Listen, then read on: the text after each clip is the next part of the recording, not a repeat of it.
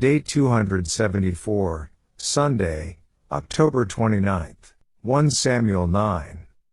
1 Samuel 9 1-27 NKJV. There was a man of Benjamin whose name was Kish the son of Abiel, the son of Zerah, the son of Bechorath, the son of Aphiah, a Benjamite, a mighty man of power. And he had a choice and handsome son whose name was Saul.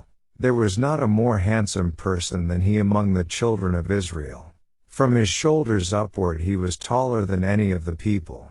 Now the donkeys of Kish, Saul's father, were lost. And Kish said to his son Saul, "Please take one of the servants with you, and arise, go and look for the donkeys." So he passed through the mountains of Ephraim and through the land of Shalisha, but they did not find them. Then they passed through the land of Solim, and they were not there. Then he passed through the land of the Benjamites, but they did not find them. When they had come to the land of Zuph, Saul said to his servant who was with him, "Come, let us return, lest my father cease caring about the donkeys and become worried about us." And he said to him, "Look now, there is in this city a man of God, and he is an honorable man. All that he says surely comes to pass. So let us go there. Perhaps he can show us the way that we should go." Then Saul said to his servant, "But look, if we go, what shall we bring the man? For the bread in our vessels is all gone, and there is no present to bring to the man of God. What do we have?" And the servant answered Saul again and said, "Look, I have here at hand 1/4 of a shekel of silver.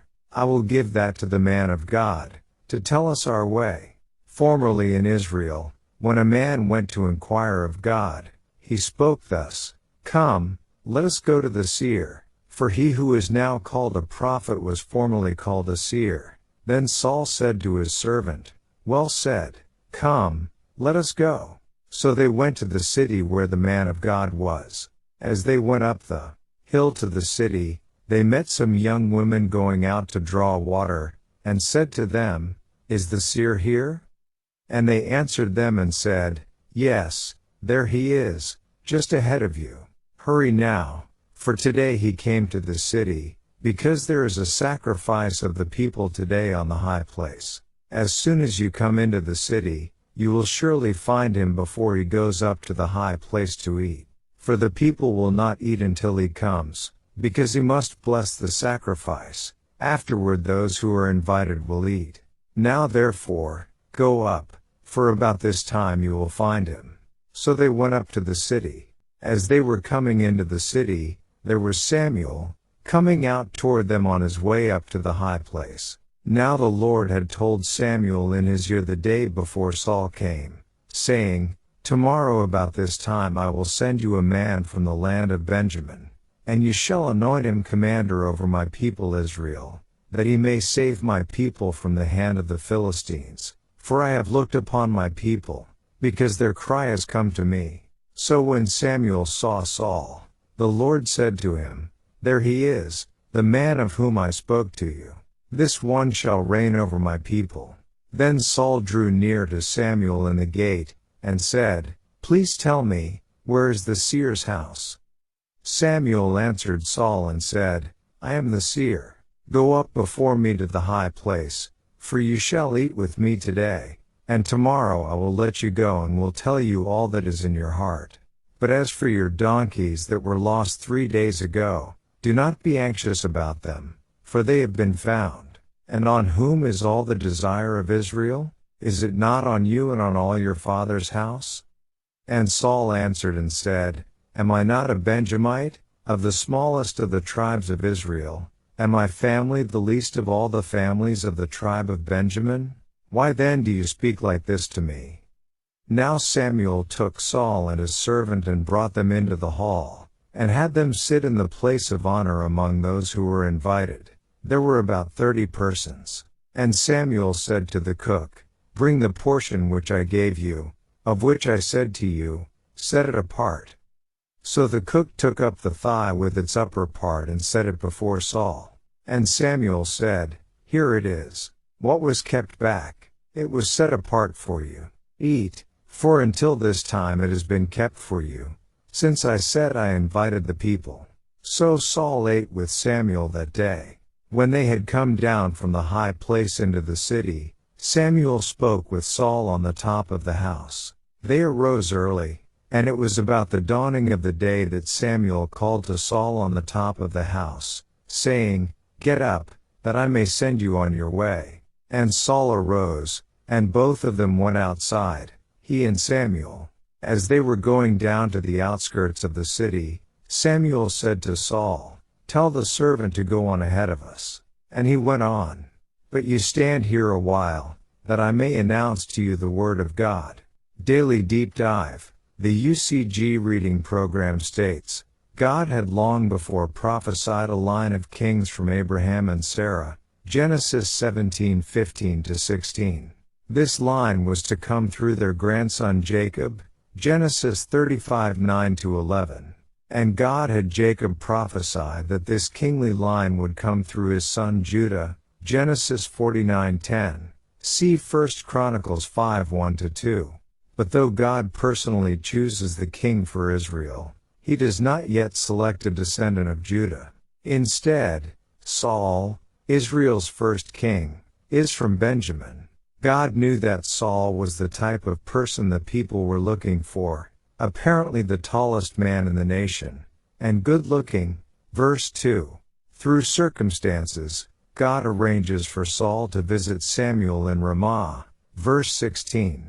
Samuel was not an Aaronic priest, and yet, as we saw in our previous reading, see 1 Samuel 7:9-10, he appears to have himself offered sacrifices, although in one case it is clear that he was simply officiating at the sacrifice, blessing it and the people. 1 Samuel 9:12-14. These sacrifices were done in various locations. However, there is no record that Samuel offered sacrifices specifically at the tabernacle altar of burnt offering, wherever that was currently located. Normally, all sacrifices were to be brought to the place where the Lord your God chooses, out of all your tribes, to put his name for his habitation, Deuteronomy 12:5. But with the apparent abandonment of Shiloh, and the loss of the ark, perhaps there was no obvious place where God was dwelling at this time. In any case, Samuel's offering of sacrifices at a variety of locations throughout the land, including the altar he had built near his home in Ramah, see 1 Samuel 7:17, is presented in the Bible as acceptable and proper. Perhaps he had special instructions from God. We know for certain that he did in 1 Samuel 16:2. And, verse 2, not that it's much different today, but in ancient times a great deal of respect was paid to personal appearance, and many of the Eastern nations, as well as the Greeks and Romans, chose rulers in part based on personal appearance. His appearance is demonstrated in this verse to bring to light that the people would have been highly satisfied with this choice of person. Verse 9, the NKJV uses the word seer. This is a very common word used 1,313 times in the Odd.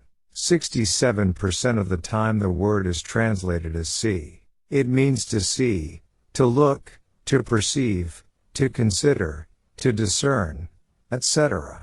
It's used for the first time in Genesis 1:4 that God saw the light, that it was good. The word for prophet means a spokesman, speaker, prophet or inspired man. Verse 16, God commands Samuel to make Saul the captain over his people. This word is translated in the KJV ruler, prince, captain, leader, governor, and nobles. This is the first place in the Bible where this word is used but will be used another 43 times after this. A different, unconnected Hebrew word is used for king and has been used since early in the Bible in Genesis 14. Both words will be used to refer to the leader of Israel, captain and king, but I think this first word shows the true intent of God. Here again is a section from yesterday's reading program. The problem is that Israel already had a king, ever since the time of Moses and the Exodus. Around 1445 BC, when Israel became a true nation. The king at that time and for the next nearly 400 years was the Rock of Israel, the eternal God himself, in fact, the pre-incarnate Word, Jesus Christ. Compare Deuteronomy 32:4, 1 Corinthians 10:4, John 1:1-3, 14, 17-5. Though ruling through his chosen judges, from Moses and Joshua all the way to Samuel, God in the person of Christ sat on the throne of Israel. Compare Judges 8:22-23. Indeed, Samuel later tells the Israelites that the period of the judges was the time when the Lord your God was your king. 1 Samuel 12:12. And it is the reason that when the Israelites told Samuel around 1050 BC that they wanted a human king like the nations around them, the Lord told him, "They have not rejected you, but they have rejected me, that I should not reign over them." 1 Samuel 8:7.